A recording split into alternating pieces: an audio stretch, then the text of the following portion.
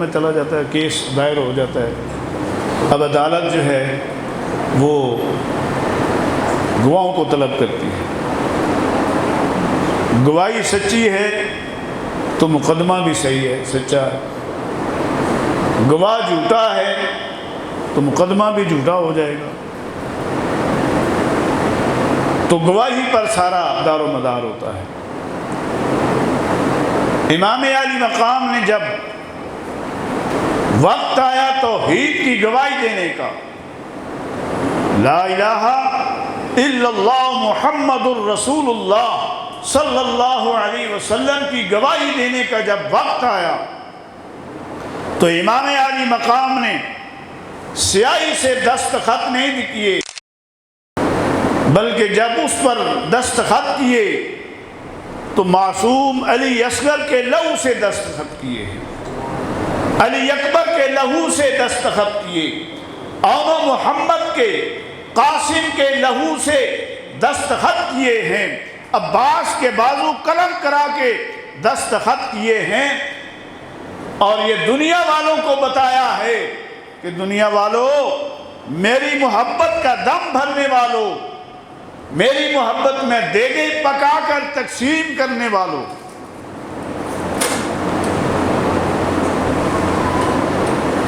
محرم شروع ہوتے ہی کی سبیلیں لگا کر حسین کا غم منانا آسان ہے،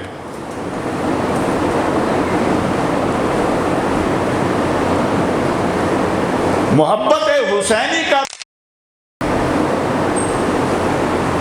کہ جو سبق امام نے دیا ہے اس سبق کو پڑھ لو، اس کو یاد کر لو، اس پر عمل پیرا ہو جاؤ،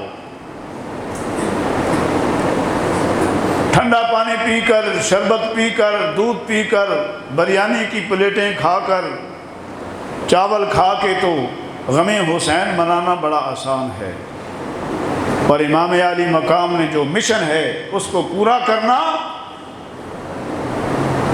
یہ بریانی کی پلیٹوں سے پورا نہیں ہوتا ہے کہ 10 دن جناب ہاں ہو کر لیا، بریانیاں کھا لی، پانی پی لیے،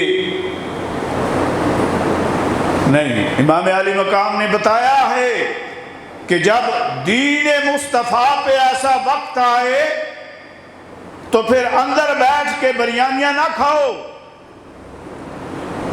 پھر ٹھنڈے شربت مت پیو، پھر میدان جہاد میں نکلو، پھر دین کو بچانے کے لیے حسین کی سنت تو یہ ہے، دین کو بچانے کے لیے پھر اپنے بچوں کی قربانیاں دینی پڑتی ہیں، پھر اپنے بھانجوں اور بھتیجوں کو قربان کرنا پڑتا ہے، اپنے کنبے کو بھی قربان کرنا پڑتا ہے۔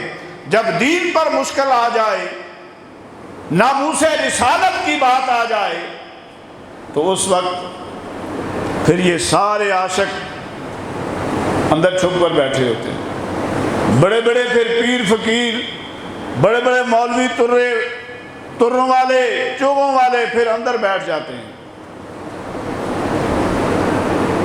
یہ حسینی مشن نہیں ہے، حسین کا پیغام یہ ہے، مقصد قربانی یہ تھا۔ امام عالی مقام نے جو قربانیاں دی، مقصد صرف تخت و تاج نہیں تھا کہ تخت و تاج حاصل کر لیں گے، تو تخت و تاج کے لیے بندہ خالی ہاتھ جاتا ہے؟ ساز و سامان کیا تھا؟ نہ ہتھیار تھے، چند نیزے، چند تلواریں تھیں،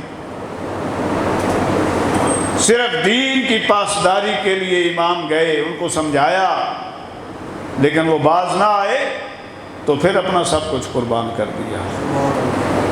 یہ ہے مشن، یہ ہے مقصد قربانی کا۔ آج ہم دیگیں پکا کر فارغ ہو جاتے ہیں۔ امام علی مقام کی جب شہادت ہوئی تو جمعہ کا وقت تھا، خطیب خطبہ دے رہے تھے، شمر لعین جب سینے پہ بیٹھا تو فرمایا کہ وقت کیا ہے؟ کہا جمعے کا وقت ہو رہا ہے۔ فرمایا لعین ذرا اتر، مجھے 2 رکعت نماز پڑھنے دے۔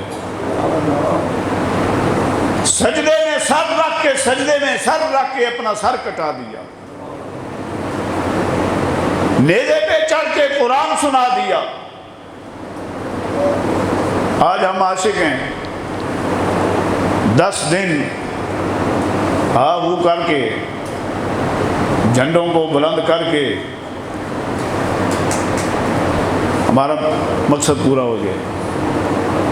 نماز کا وقت ہے، ہم اندر بیٹھے ہیں، نہ کبھی نماز نہ کبھی قرآن کی تلاوت۔ تو امام کا مقصد یہ تو نہیں تھا، امام کا مقصد تو تھا کہ دین کو بچانا ہے، دین کی حفاظت کے لیے نماز بھی پڑھنی ہے، قرآن کی تلاوت بھی پڑھنی ہے۔ آخر وقت تک نہ قرآن چھوڑا نہ نماز کو چھوڑا۔ تو حضرات گرامی، امام عالی مقام نے اپنا سب کچھ قربان کر کے ہمیں ایک پیغام دے دیا ہے۔ شریعت مطہرہ میں موت طلب کرنا یہ حرام ہے، موت کی تمنا کرنا، موت کی دعا کرنا۔ عموماً بندہ جب بیمار ہوتا ہے تو بیماری کی جب اس کی بڑھ جاتی ہے، بیماری زیادہ لمبی ہو جاتی ہے، تو پھر وہ اول فول بکنا شروع ہو جاتے ہیں، یا اللہ میں اسے بہتر تھا کہ مر جاتا، مجھے موت دے دے۔ یاد رکھو، یہ بیماری تمہارے گناہوں کی معافی کا ایک اعلان ہے۔ بیماری ہوتی ہے، بندہ بیمار ہوتا ہے تو گناہ معاف ہوتے ہیں۔ حضور آقا کریم علیہ السلام نے ارشاد فرمایا کہ بیماری کو برا نہ کہو، اس لیے کہ بیماری تو تمہارے گناہوں کو معاف کرتی ہے، تمہارے گناہ معاف ہو جاتے ہیں بیماری سے۔ موت کی تمنا حرام ہے، بری ہے، لیکن شہادت کی تمنا عین عبادت ہے۔ شہادت کی تمنا کرنا یہ عین عبادت ہے۔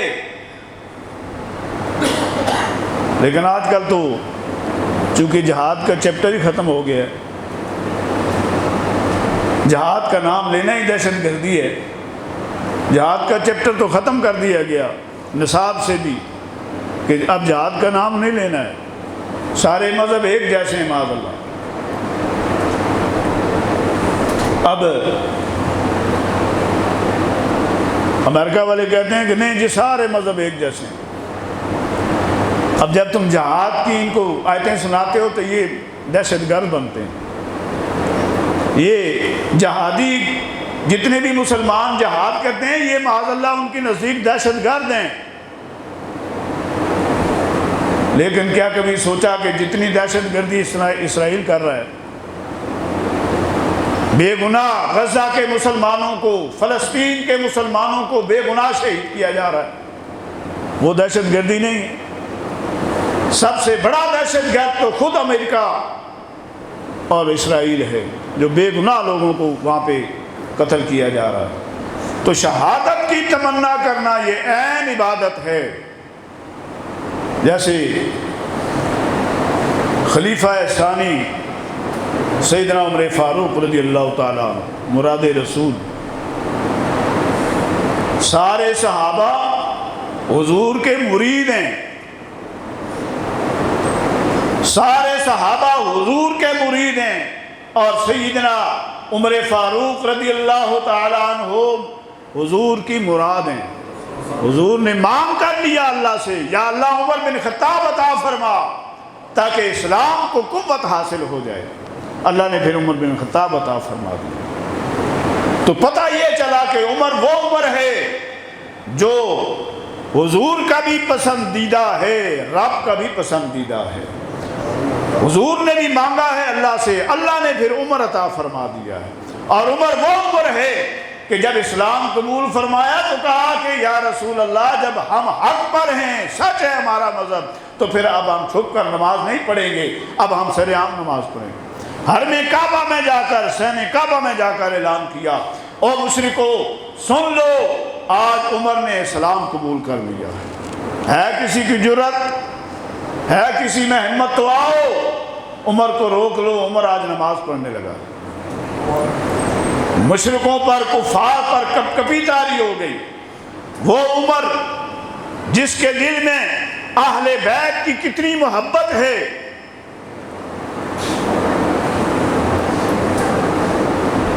اہل بیت سے محبت. جب مدائن فتح ہوا، مال غنیمت آیا، تو سیدنا عمر فاروق رضی اللہ تعالیٰ عنہ نے حضرت امام حسین، امام حسن اور حسین کو بلایا، شہزادوں کو بلایا، اور بلا کر مال غنیمت انہیں 1,000 دینار عطا فرمائے، اور بھی کپڑے عطا فرمائے، اور بھی بہت سارا کچھ عطا کیا. حضرت عبداللہ بن عمر جو آپ کے صاحبزادے ہیں، یہ بڑے آگے ہیں، آپ بچے پیچھے ہو جائیں، بڑے آگے آئے، بڑے بڑے آگے آئے، آگے بیٹھا کریں، بڑے اگلی صفوں میں بڑے بیٹھا کریں، آپ آگے آئے. تو حضرت عمر فاروق رضی اللہ عنہ کی صاحبزادے حضرت عبداللہ ابن عمر رضی اللہ عنہ جب آئے تو عرض کیا، ابا جان میں آپ کا شہزادہ ہوں، میں آپ کا شہزادہ ہوں، بیٹا ہوں، اور مجھے کم دیا جا رہا ہے، حسن حسین کو زیادہ دیا جا رہا ہے. تو فرمایا بیٹا تجھ میں اور ان میں بڑا فرق ہے.